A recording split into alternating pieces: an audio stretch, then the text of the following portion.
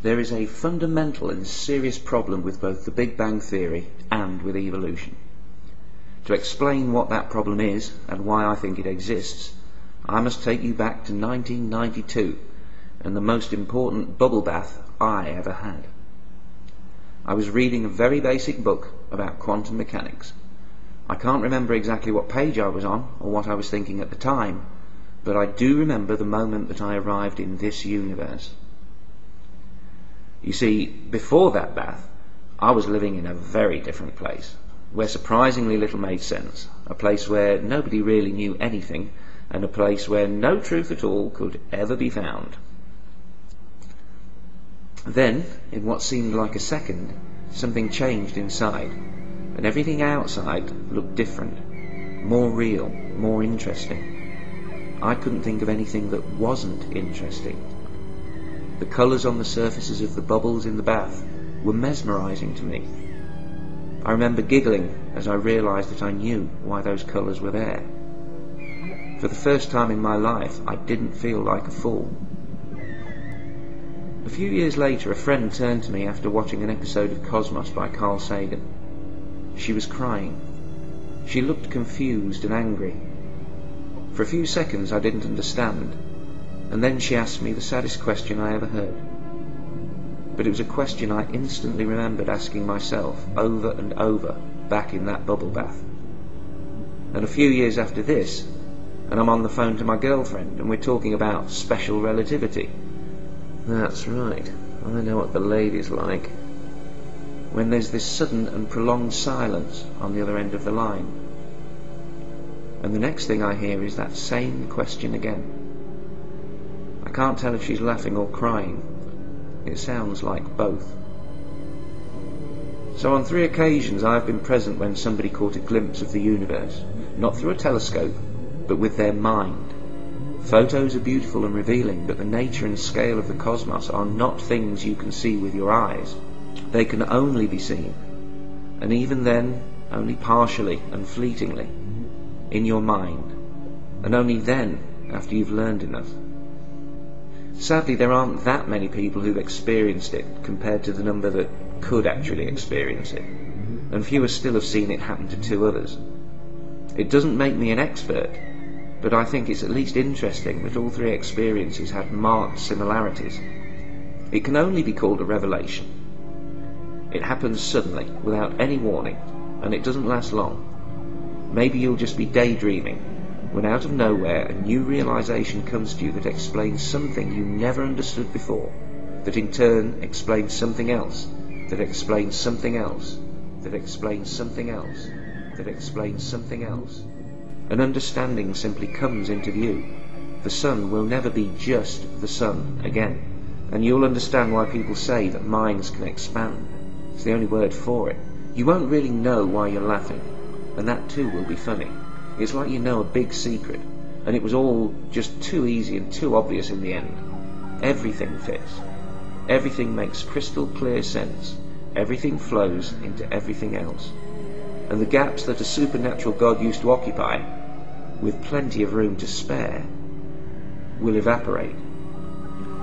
Any shred of religiously instilled fear, guilt or shame will vanish utterly in that second. You never imagined it was possible, only now do you know that it is, just as you know you will never believe a holy book ever again. You'll understand that science will never be complete, but that'll be okay. What else would tomorrow be for? But then comes a kind of anger, in the form of that question. Why didn't anybody tell me? How could it be that the answers were there all along, just a few books away, and I didn't know? Why did I have to waste all those years thinking it was all a mystery? How could I get out of school and not know that the Big Bang almost certainly happened? Why couldn't I live in that universe all along? What else is school for if not to teach kids what we know about how things are? Why weren't people yelling at me, screaming at my stupidity and ignorance? So much is known, and I didn't know. Why didn't anybody tell me? 3 times I was there, and 3 times that was the first question asked afterwards. At the time I thought the answer was simple: bad schools, bad teachers. But now I think I know better. It's just not true that nobody told us. The people that knew were telling us all along. The question is not why didn't anyone tell us, but rather why couldn't we hear? And while it's true that the truth can get lost in this world of bullshit and stupidity, I think there's a far bigger problem, even for the courageously honest and rational. This reality we find ourselves in, the Big Bang, the emergence and evolution of life and love from atoms, and those 4.5 billion summers on Earth without us. And then we come along, possibly the only minds in the cosmos, contemplating the sunrise for hundreds of millennia, yearning to understand the universe, only to find out, to our surprise, that we are the universe, that our atoms were once at the core of a star, and before that we were the energy cascading from a quantum event that we may never understand. Isn't that the very definition of incredible? Literally incredible. And that's the problem. I think that reality itself is simply too unbelievable, too hard to accept on an instinctive level. What an astonishing situation to find ourselves in. Reality is unbelievably unbelievable. So unbelievable that for many, religion is actually easier to believe. How unbelievable is that? But there is a way to be free of confusion and so much of your doubt, and to step into a universe that makes sense, if you want. To paraphrase Einstein, cosmology without atomic theory is lame, and atomic theory without cosmology is blind, and evolution without either of them is only a third of what you need to understand. Anyone who knows anything about how a car works sees a car more completely than a non-mechanic who just sees the surface, and so it is with the universe. You won't get it if you only know about the spark plugs and the battery and the steering wheel. That ain't a car.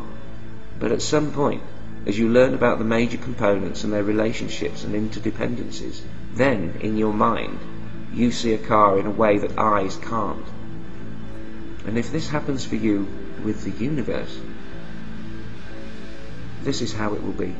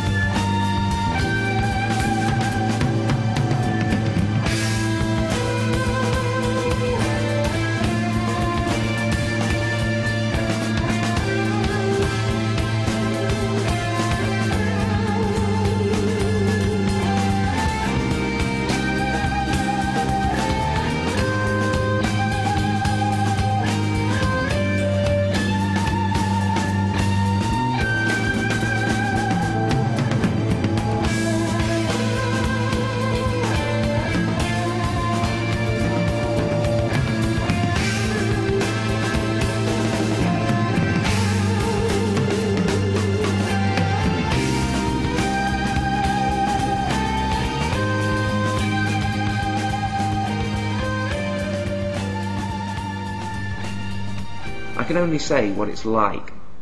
It's like you've only ever eaten okay but dry donuts. You know when you encounter a good one. If you are to take one thought away from this video, let it be this: there is an awful lot of jam in the donut of truth.